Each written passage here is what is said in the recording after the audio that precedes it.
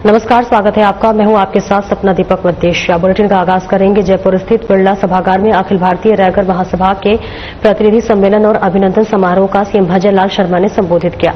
इस दौरान उन्होंने संत जीवाराम, संत आत्माराम और बाबा साहब अम्बेडकर को नमन कर समाज प्रतिभाओं को बधाई दी और वहीं सीएम शर्मा ने कहा कि महिला, गरीब, युवा और किसान सहित हर वर्ग के उत्थान से ही देश का उत्थान हो रहा है। प्रधानमंत्री नरेंद्र मोदी के नेतृत्व में डबल इंजन की सरकार सभी वर्गों के सर्वांगीण विकास के लिए कार्य कर रही है और इसी का परिणाम है कि देश का हर वर्ग, हर जाति और हर समाज उन्नति कर रहा है। इसी के साथ सीएम शर्मा ने कहा कि आजादी पूर्व से ही रैगर समाज का राष्ट्रहित में अहम योगदान रहा है। हमारी सरकार ने भी आवश्यक निर्णय लेकर सभी समाजों के विकास कार्यों की गति दी है।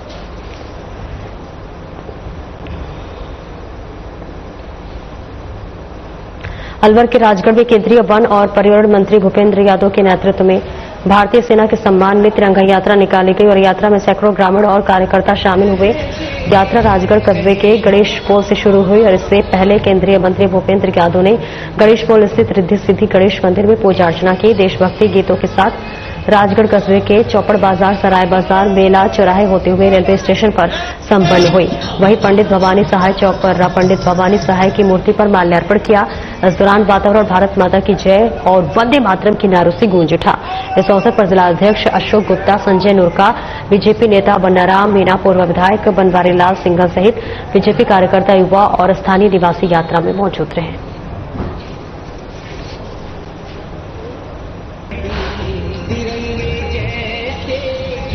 और देखिए तस्वीरें आपको दिखा रहे हैं अलवर के राजगढ़ में केंद्रीय वन और पर्यावरण मंत्री भूपेंद्र यादव के नेतृत्व में भारतीय सेना के सम्मान में तिरंगा यात्रा निकाली गई और यात्रा में सैकड़ों ग्रामीण और कार्यकर्ता शामिल हुए हैं। तो वही यात्रा राजगढ़ कस्बे के गणेश पोल से शुरू हुई है कि इससे पहले केंद्रीय मंत्री भूपेंद्र यादव ने गणेश पोल से स्थित रिद्धि सिद्धि गणेश मंदिर में पूजा अर्चना की है और देशभक्ति गीतों के साथ राजगढ़ कस्बे के चौपड़ बाजार, सराय बाजार, मेला चौराहे होते हुए रेलवे स्टेशन पर संपन्न हुई। वहीं पंडित भवानी सहाय चौक पर पंडित भवानी सहाय की मूर्ति पर माल्यार्पण किया गया। इस दौरान वातावरण भारत माता की जय और वंदे मातरम के नारों से गूंज उठा।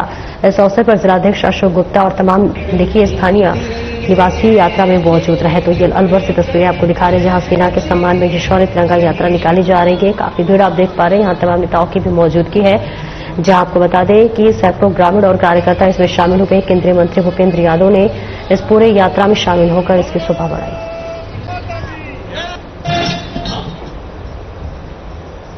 अमृत भारत योजना के तहत राजगढ़ रेलवे स्टेशन पर हुए पुनर्विकास और सौंदर्यीकरण के कार्य का प्रधानमंत्री नरेंद्र मोदी ने वर्चुअली उद्घाटन किया। इस दौरान केंद्रीय मंत्री भूपेंद्र यादव और डीआरएम विकास पूर्वा सहित रेलवे के आला अधिकारी मौजूद रहे। इस दौरान भक्ति और सांस्कृतिक कार्यक्रमों का आयोजन हुआ। कार्यक्रम में केंद्रीय मंत्री भूपेंद्र यादव शहीदों की वीरांगनाओं और परिवारजनों को सम्मानित किया। इस मौके पर केंद्रीय मंत्री भूपेंद्र यादव ने संबोधित करते हुए कहा कि प्रधानमंत्री नरेंद्र मोदी के नेतृत्व में एक आधुनिक और संकल्प भारत के रूप में बढ़ रहा है। एक मजबूत और सशक्त देश के रूप में भारत बढ़ रहा है, जो कि देश के किसी भी आतंकवाद हमला होगा तो उसका माकूल जवाब देना जानता है और ऐसा मजबूत भारत नरेंद्र मोदी के नेतृत्व में बढ़ रहा है। हमारी ये धरती वीरों की धरती है, जहां पर सेना के अर्धसैनिक बलों में जाने की परंपरा है।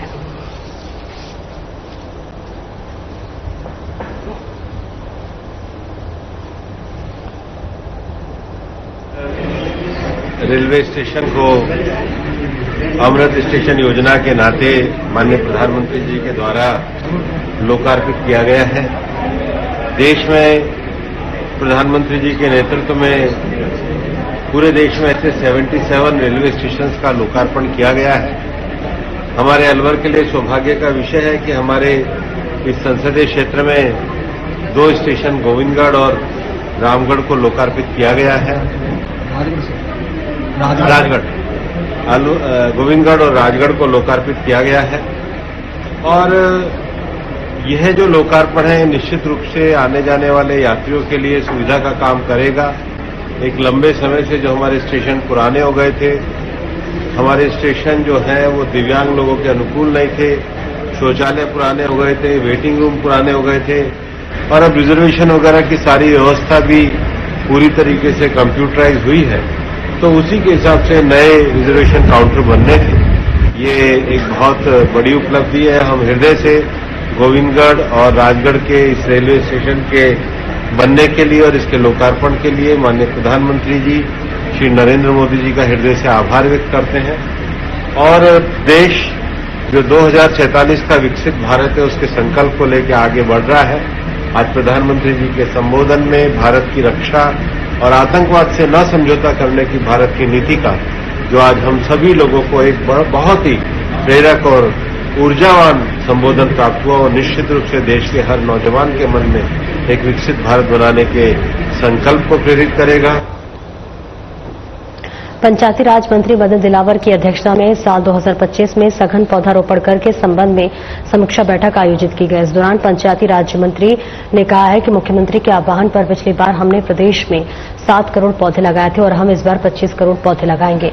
उन्होंने निर्देश दिया है कि आगामी मानसून सत्र को ध्यान में रखकर पौधारोपण से पूर्व तैयारी सुनिश्चित की जाए। उन्होंने आगे आने वाले समय को पर्यावरण के लिए चुनौती बताते हुए अधिकारियों पौधे लगाने के निर्देश अधिकारियों को दिए हैं। साथ ही कहा है कि इस बार हमने 25 करोड़ पौधे लगाने का लक्ष्य रखा है। मनरेगा के माध्यम से गड्ढे खुदवाए जाएंगे और ऐसे में एक पेड़ मां के नाम हरियाली राजस्थान अभियंता के तहत पौधारोपण किया जाएगा।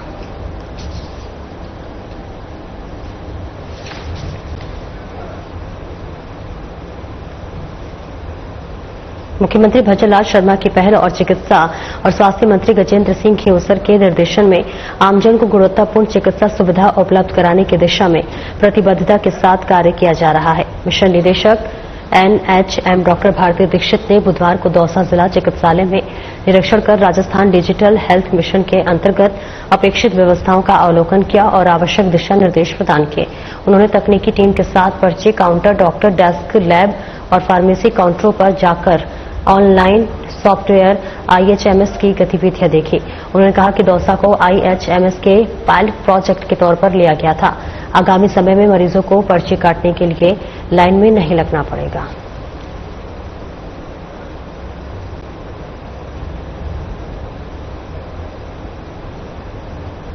और सचिवालय में गुरुवार को एक बार फिर बड़ा हादसा होते होते टल गया। सचिवालय स्थित शिक्षा विभाग के कक्ष संख्या 1206 में फॉल सीलिंग गिरने की घटना से मौके पर हड़कंप मच गया। हादसे के वक्त कमरे में मौजूद 2 कर्मचारी इसकी चपेट में आ गए, लेकिन गनीमत रही कि दोनों को कोई गंभीर चोट नहीं आई है और वे बाल बाल बच गए हैं। गौरतलब है कि ये पहली बार नहीं है जब सचिवालय भवन में इस प्रकार की घटना सामने आई है। इससे पहले भी विभिन्न कक्षों में फॉल सीलिंग गिरने की घटनाएं सामने आ चुकी हैं, लेकिन लगातार हो रही इन घटनाओं ने सचिवालय भवन की देखरेख और रखरखाव व्यवस्था पर गंभीर सवाल खड़े कर दिए हैं।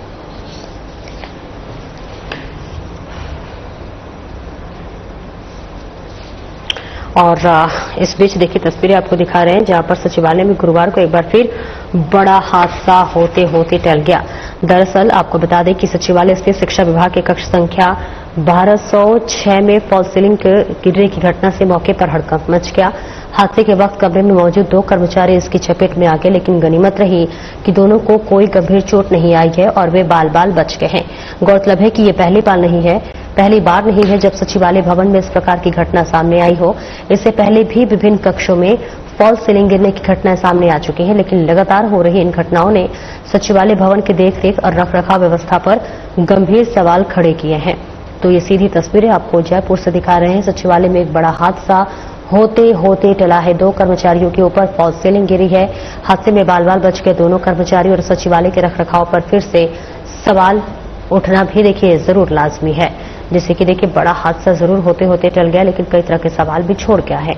2 कर्मचारी के ऊपर ये फॉल सीलिंग गिरी है। हादसे में बाल बाल दोनों कर्मचारी बचे हुए हैं और ऐसे में इससे पहले भी देखिए विभिन्न कक्षों में फॉल सीलिंग गिरने की घटनाएं सामने आ चुकी है, यानी कि ये पहली कोई घटना नहीं है, लेकिन लगातार हो रही इन घटनाओं ने सचिवालय भवन की देखरेख और रखरखाव व्यवस्था पर कई गंभीर सवाल खड़े करते हुए नजर आ रहे हैं।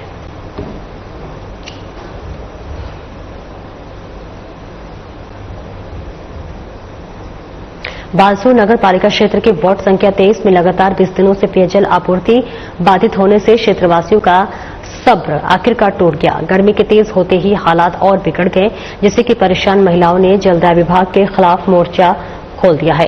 गुस्साए महिलाओं के जलदाय विभाग कार्यालय के बाहर जोरदार विरोध प्रदर्शन किया है। महिलाओं ने हाथों में मटके लेकर पहले नारेबाजी की और फिर गुस्से में मटके फोड़कर अपना आक्रोश जताया। वह स्थिति की गंभीरता को देखते हुए जलदाय विभाग के कनिष्ठ अभियंता विजय कुमार मौके पर पहुंचे, लेकिन वहां मौजूद महिलाओं ने उन्हें भी खरी खोटी सुनाई और अधिकारियों की लापरवाही पर सवाल खड़े किए। स्थानीय लोगों का कहना है कि पेयजल संकट से दिनचर्या पूरी तरह से प्रभावित हो रही है। नहाना, कपड़े धोना तो दूर, पीने के पानी के लिए भी इधर उधर भटकना पड़ रहा है। काफी समझाइश और आश्वासन के बाद महिलाओं का गुस्सा शांत हुआ।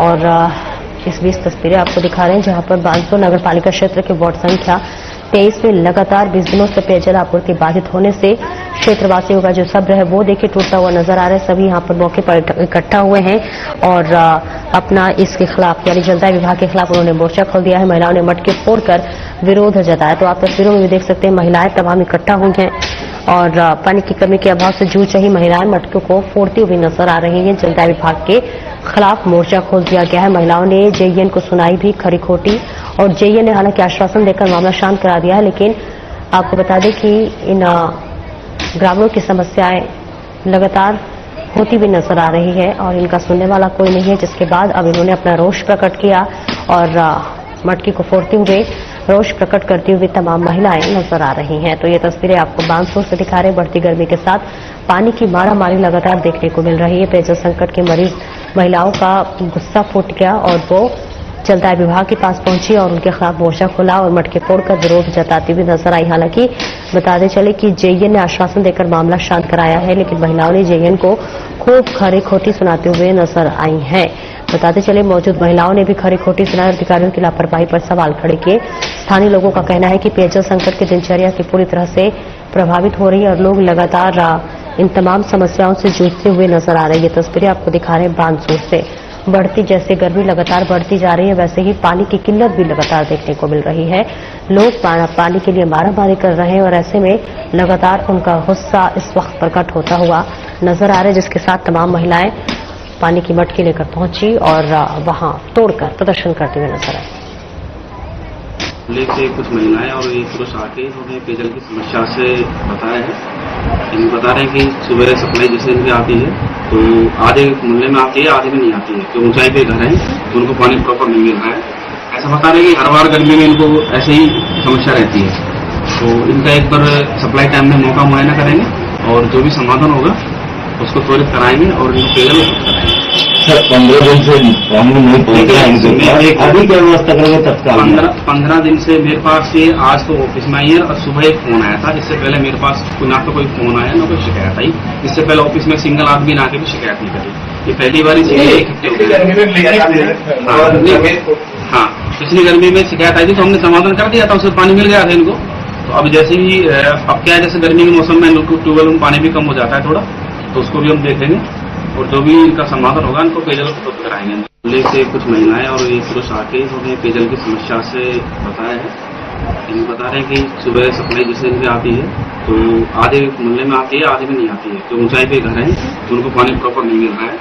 ऐसा बता रहे हैं कि हर बार गर्मी में इनको ऐसे ही समस्या रहती है। तो इनका एक बार सप्लाई टाइम में मौका मुआयना करेंगे और जो भी समाधान होगा उसको त्वरित कराएंगे और इनको पेयजल उपलब्ध कराएंगे। सर 15 दिन से पानी नहीं पहुंच रहा है, अभी क्या व्यवस्था करेंगे तत्काल? 15 दिन से मेरे पास ये आज तो ऑफिस में आई है और सुबह एक फोन आया था। इससे पहले मेरे पास ना तो कोई फोन आया ना कोई शिकायत आई। इससे पहले ऑफिस में सिंगल आदमी ना के भी शिकायत नहीं करी। ये पहली बार हाँ पिछली गर्मी में शिकायत आई थी तो हमने समाधान कर दिया था, उससे पानी मिल गया था इनको। तो अब जैसे ही अब क्या है, जैसे गर्मी के मौसम में ट्यूबवेल में पानी भी कम हो जाता है थोड़ा, तो उसको भी हम देख लेंगे और जो भी इनका समाधान होगा इनको पेयजल। और टोंक में बिजली चोरी की लगातार मिल रही शिकायतों के बाद विद्युत विभाग जयपुर और टोंक की करीब 20 से भी ज्यादा टीमों ने टोंक के दर्जनों स्थानों पर छापेमार कार्रवाई करते हुए 282 वीसीआर भरे हैं। बिजली विभाग की टीम ने कार्रवाई के दौरान करीब 1 करोड़ 25 लाख रुपए का जुर्माना भी वसूला है। बिजली विभाग के एससी कन्हैयालाल पटेल ने बताया है कि विद्युत चोरी को रोकने के लिए स्पेशल टास्क के तहत कार्रवाई की गई है।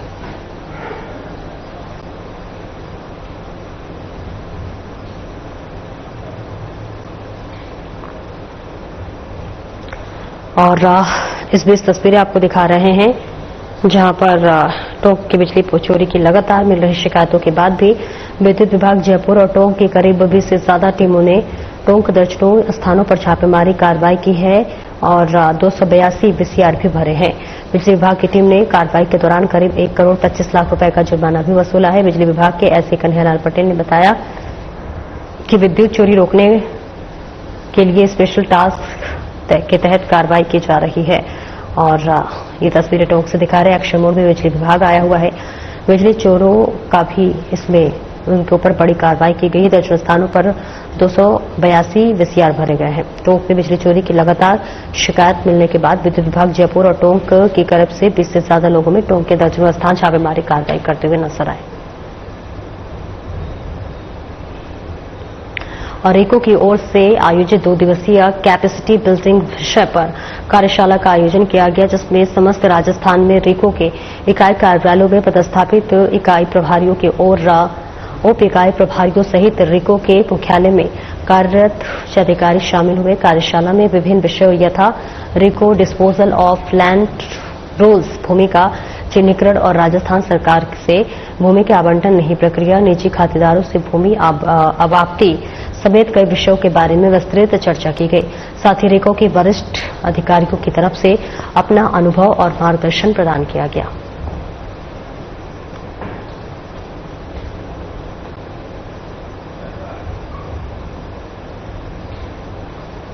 बानसूर के विशाल तिरंगा रैली निकाली गई, जहां पर ऑपरेशन सिंदूर की कामयाबी को लेकर लोगों में उत्साह और जज्बे को देखते हुए बानसूर में तिरंगा रैली का आयोजन किया गया, जिसमें स्थानीय विधायक देवी सिंह शेखावत, बीजेपी जिलाध्यक्ष महासिंह चौधरी, बीजेपी जिला संयोजक डॉक्टर शशिकांत बोहरा और नगरपालिका अध्यक्ष प्रतिनिधि सज्जन मिश्रा और बानसूर तहसीलदार गजेंद्र सिंह राठौर समेत कई अधिकारी कर्मचारी शामिल हुए।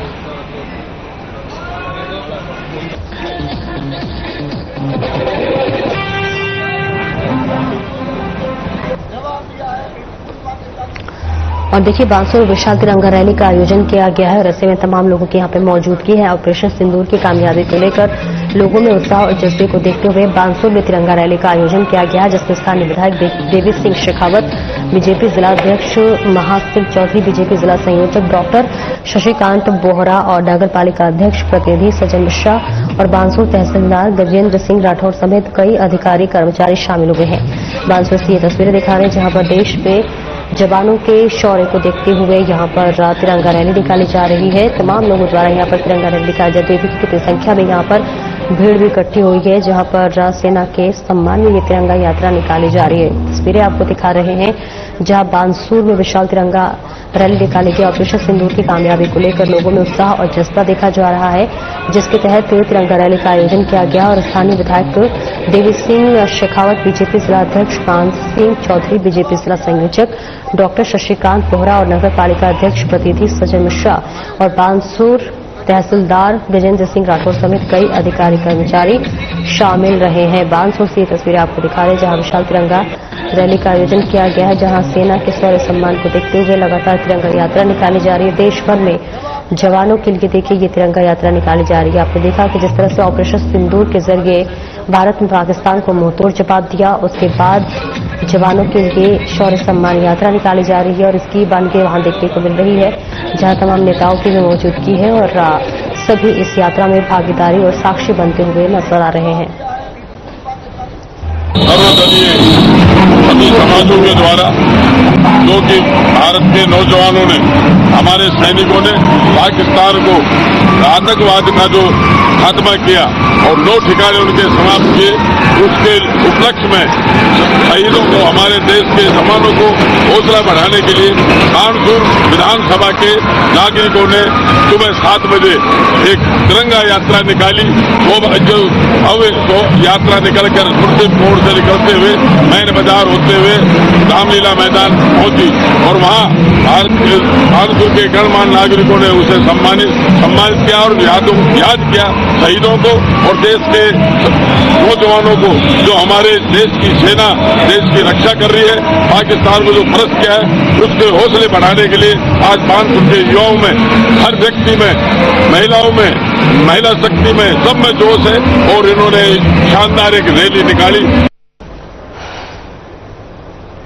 राजस्थान विधानसभा अध्यक्ष वासुदेव देवनानी से विधानसभा नेता प्रतिपक्ष टीकाराम जूली सहित प्रतिपक्ष के सदस्यों ने मुलाकात की। विधानसभा अध्यक्ष देवनानी व प्रतिपक्ष के सदस्यों ने कंवरलाल की विधानसभा सदस्यता समाप्त करने के मामले में निर्णय किए जाने के संबंध का ज्ञापन भी दिया है। विधानसभा अध्यक्ष ने नेता प्रतिपक्ष सहित प्रतिपक्ष सदस्यों को इस संबंध में न्यायसमस्त शीघ्र निर्णय लिए जाने के लिए आश्वस्त किया है। देवनानी ने विधायक कंवरलाल के मामले में राज्य के महाधिवक्ता को इस संबंध में तुरंत अपनी विधिक राय विधानसभा सचिवालय को भेजे जाने के लिए गए निर्देश किया है। देवनानी ने उम्मीद जताई है कि महाधिवक्ता की राय 1-2 दिन में राजस्थान विधानसभा सचिवालय को आवश्यक रूप से प्राप्त हो जाएगी। और वहीं देवनानी ने कहा है कि राज्य के महाधिवक्ता से राजस्थान विधानसभा को विधिक राय प्राप्त हो रही है और ऐसे में होते ही विधानसभा कंवरलाल की विधानसभा सदस्यता को समाप्त किए जाने के बारे में तत्काल विधि समस्त और न्याय समस्त निर्णय लिया जाएगा।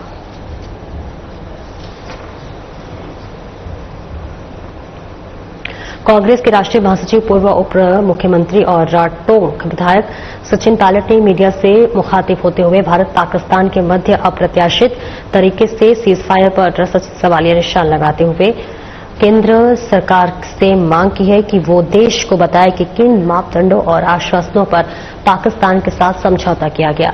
उन्होंने कहा कि भारत पाकिस्तान के मध्य जिस प्रकार से सीजफायर किया गया है और उसकी घोषणा की गई है तीसरे देश के राष्ट्रपति की ओर से की गई है, ये बहुत ही अप्रत्याशित है। उन्होंने कहा कि जिस देश ने सीजफायर के कुछ घंटों बाद ही जिसका उल्लंघन कर दिया है वो भविष्य में इसकी पुनरावृत्ति नहीं करेगा, इसकी क्या विश्वसनीयता है। उन्होंने चिंता व्यक्त करते हुए कहा है कि आईएमएफ की ओर से पाकिस्तान को बहुत बड़ा ऋण दिया गया है। अमेरिका द्वारा पाकिस्तान के साथ व्यापार विस्तार की बात की जा रही है और ऐसे में उसकी क्या गारंटी है कि पाकिस्तान अपने संसाधनों का दुरुपयोग भारत के खिलाफ आतंकवाद को पनपाने के लिए नहीं करेगा।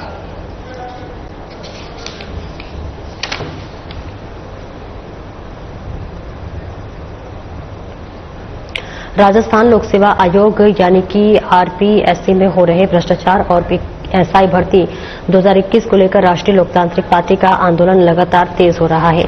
आरएलपी प्रमुख और नागौर सांसद हनुमान बेनीवाल मंगलवार को भी शहीद स्मारक पहुंचे और प्रदर्शनकारियों युवाओं को संबोधित करते हुए सरकार और आयोग के खिलाफ तीखा प्रहार किया। बेनीवाल ने कहा कि राजस्थान का मेहनतकश युवा खुद को ठगा हुआ महसूस कर रहा है। जब मेहनत और योग्यता की जगह पैसे और सिफारिश से नंबर बढ़वाया जाए तो ये लोकतंत्र नहीं माफिया राज होता है। आरपीएससी को तुरंत भंग करने के लिए सिरे से पुनर्गठन किया जाना चाहिए।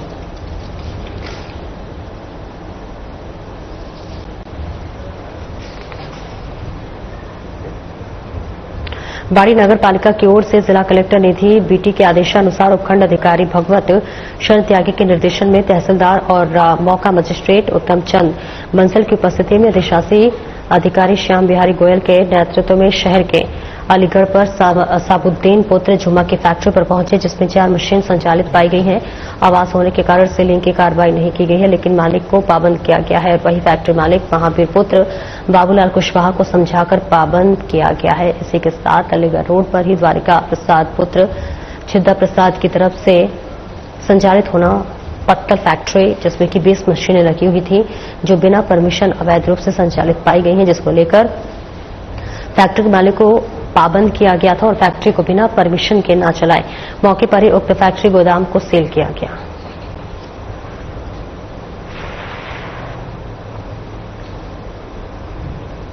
दौसा जिले में थाना महवा स्थित दाऊजी मिल्क फैक्ट्री से 1 करोड़ 20 लाख रुपए की कीमत का करीब 22 टन देसी घी लेकर 5 दिन पहले महाराष्ट्र के अहमदनगर डिलीवरी करने के निकले ड्राइवर ने रास्ते में ही पूरा घी खुर्द-बुर्द कर लिया।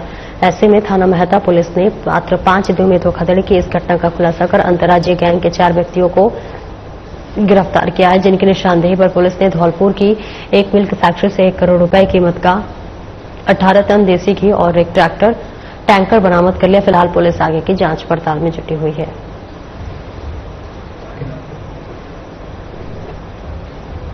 फिलहाल इस बुलेटिन में इतना ही। नमस्कार।